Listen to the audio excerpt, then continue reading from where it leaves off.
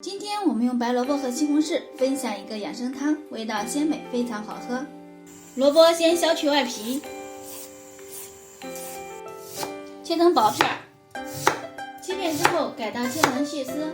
常吃萝卜可以增强人体的免疫力，萝卜也具有很好的消炎、化痰、润胃、止咳、理气等食疗功效。切完之后装入盘中备用。西红柿顶部打上10支花刀，放入开水中烫30秒，将烧开的热水淋在西红柿上面，剥去外皮，先切片，再切条，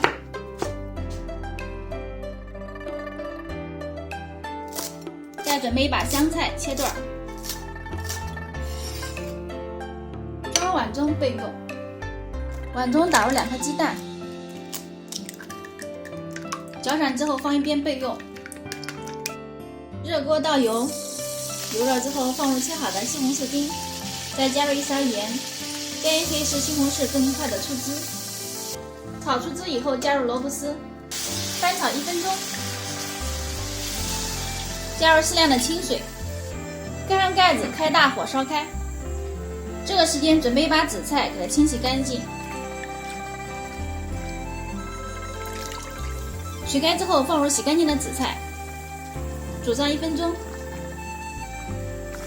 倒入淀粉水，搅拌均匀。这时候汤汁就会变得非常的粘稠，特别的好喝。淋上鸡蛋液，轻轻的搅拌一下，漂亮的蛋花就出来了。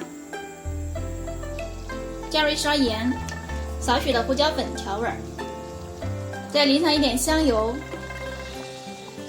放上香菜，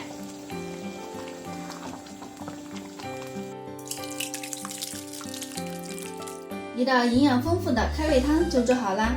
做法非常的简单，食材呢家家都有，喜欢的朋友可以在家试一下。不要忘了点击关注，下期再见，拜拜。